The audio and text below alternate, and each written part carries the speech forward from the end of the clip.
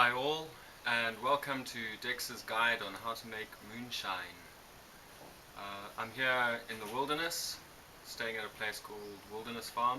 My host Peter, he lives here alone and occasionally has guests come and stay with him. I've got some admin to do, so he's left me here for a few days by myself. But there is another guy, Mr. Ping, the elusive butler. I don't know where he is, but occasionally he pops in and just makes sure I'm fine. As you can see, the place is pretty simple. There's no electricity, cooking on a fire, really rustic way of life. And Peter's on a mission to try and be as self-sufficient and independent as possible. So he grows his own rice. Now he's growing wheat. He makes his own tofu, makes his own cheese, obviously makes his yogurt, trying to be as self-sufficient as possible. And so he also makes his own alcohol. So last night gave him a hand making some moonshine, and so before he left this morning he asked me if I could carry on and finishing off the batch that's ready to go. So please enjoy.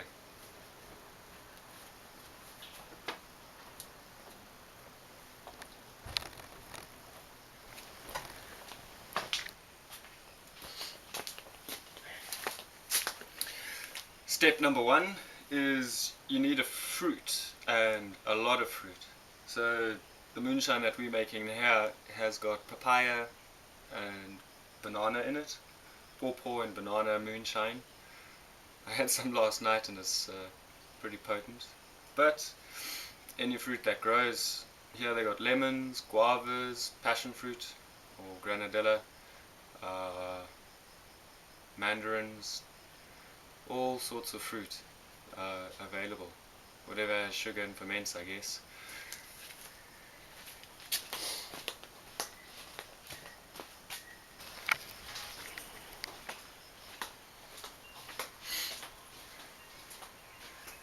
The first step is the fermentation process. So in here is jammed whatever fruits you can put inside of it, and let the fermentation start. I'm not a scientist, I don't know exactly how it works, but it's all there.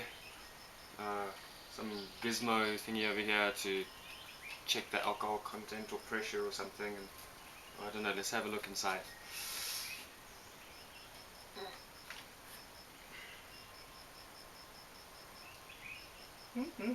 It smells pretty good. All sorts of things growing in there.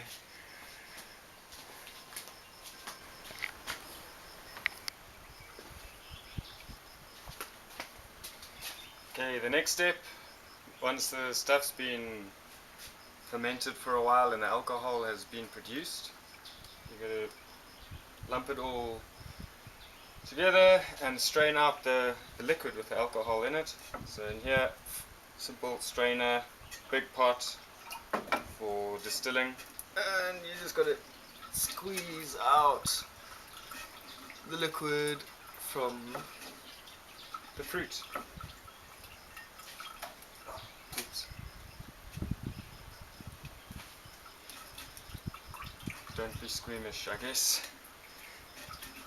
Get it all out.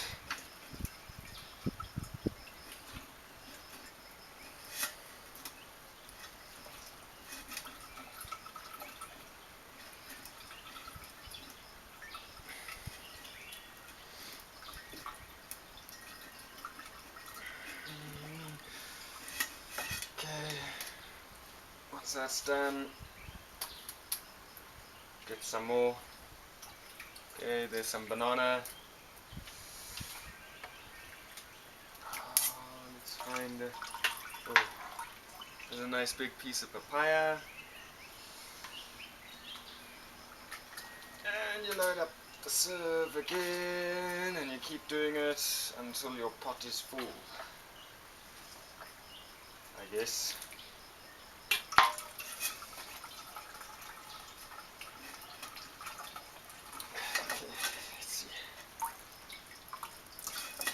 see.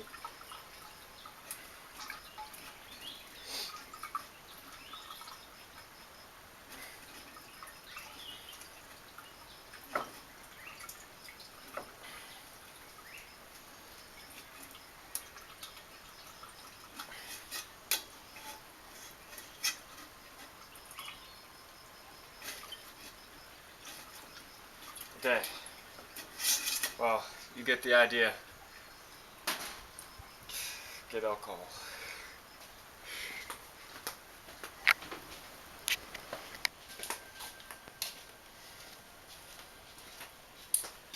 Okay, so the next step is the distillation process. So once you've squeezed out all the juices from the fermented fruit into your big pot over here, try and avoid as many fruit flies as possible, because I think vegetarians that try your moonshine won't appreciate insect juice. Pressure cooker, put it on the heat, and next step, when it starts boiling, I'll show you how that works.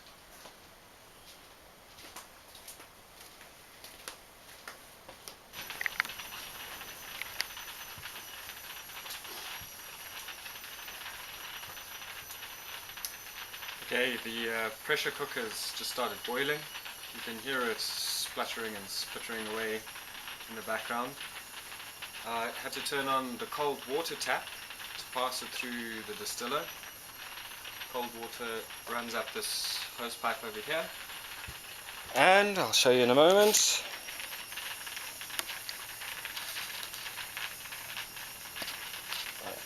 Like that.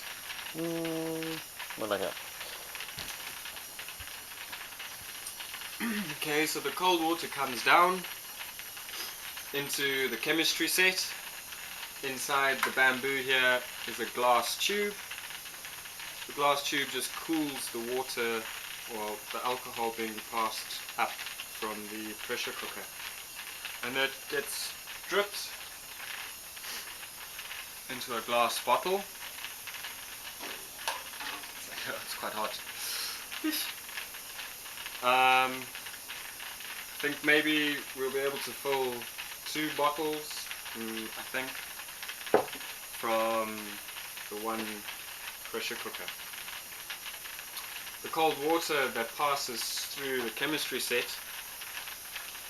is stored in that tank over there, the white tank, and like everything here at the Wilderness, it's preserved and used and recycled. So the cold water will be used to wash dishes, water the garden, like the fruit that we use to ferment to make the alcohol. That'll get dumped in the compost heap outside, and it'll get processed into the land to make rice and wheat, more fruit to make alcohol.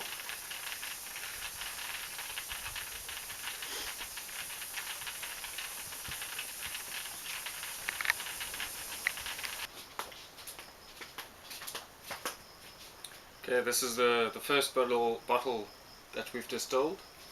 The second bottle is on the go now, and once we've got 2 bottles, we'll distill it again.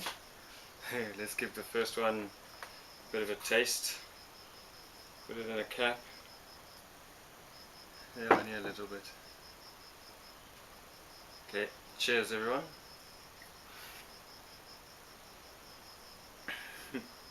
It's fruity, but quite strong. Okay.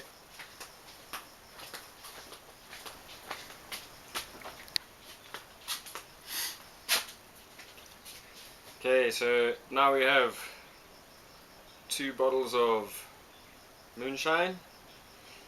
It's only been distilled once, but this is the cooler of the 2. The first one then, let's give it a taste.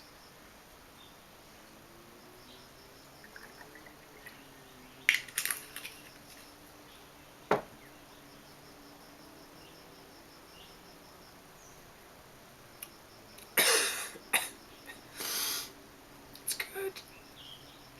Yeah, it's fruity, pretty strong. I think I'm going to call it Pisang pisang popo. Cheers, guys.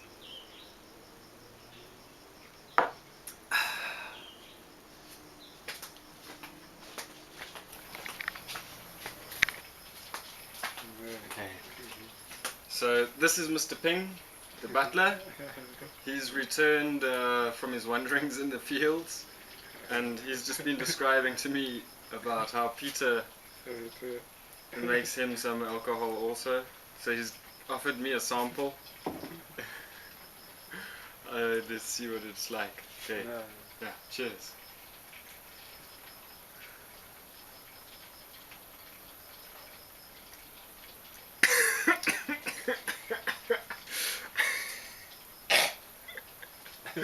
This is what he drinks. That's battery acid.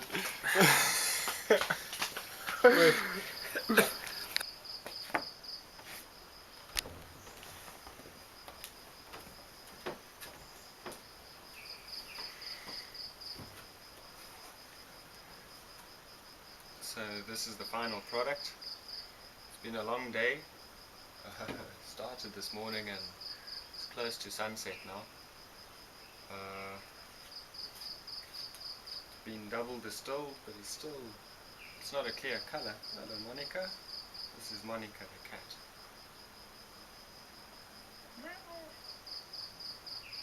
So, taste test.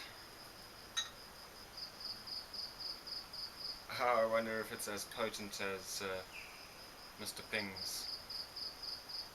Smells like, yeah, still smells fruity.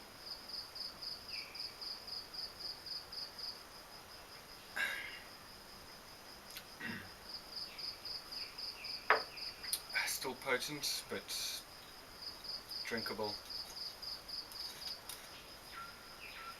I don't think I drink it regularly.